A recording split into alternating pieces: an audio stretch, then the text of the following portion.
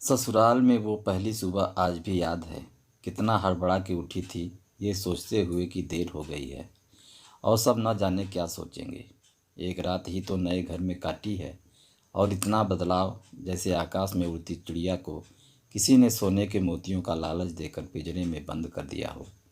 शुरू के कुछ दिन तो यूं ही गुजर गए। हम घूमने बाहर चले गए।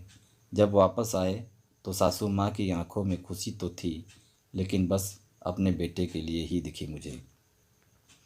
सोचा शायद नया नया रिश्ता है, एक दूसरे को समझते देर लगेगी, लेकिन समय ने जल्दी ही एहसास करा दिया कि मैं यहाँ बहू हूँ।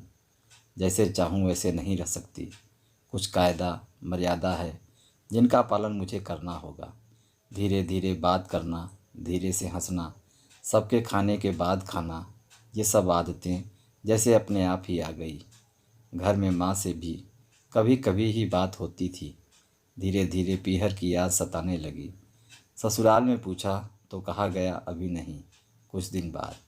जिस पति ने कुछ दिन पहले ही मेरे माता पिता से ये कहा था कि पास ही तो है, कभी भी आ जाएगी, उनके भी सुर बदले हुए थे। अब धीरे धीरे समझ आ रहा था कि शादी कोई खेल नहीं। इसमें सिर्फ घर नहीं बदलता, बल्कि आपका पूरा जीवन ही बदल जाता। आप कभी भी उठ के अपने पीहर नहीं जा सकते। यहाँ तक कि कभी याद आए तो आपके पीहर वाले भी बिन पूछे नहीं आ सकते।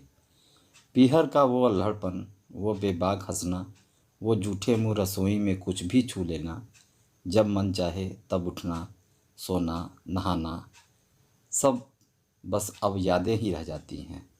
अब मुझे समझ आने लगा था कि क्यों विदाई के समय सब मुझे गले लगा कर रो रहे थे।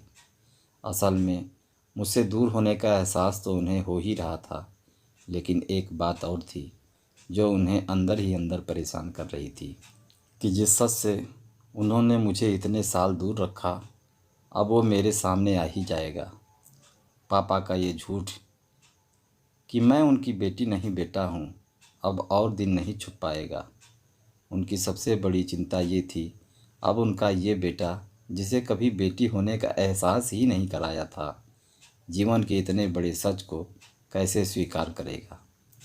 माँ को चिंता थी कि उनकी बेटी ने कभी एक गिलास पानी का नहीं उठाया, तो इतने बड़े परिवार की जिम्मेदारी कैसे उठाएगी। सब इस विदाई और मेरे पराये होने का मर्म जानते थे, सिवाय मेरे। इसलिए सब ऐसे रो रहे थे जैसे मैं डोली में नहीं, अर्थी में जा रही हूँ। आज मुझे समझ आया कि उनका रोना गलत नहीं था।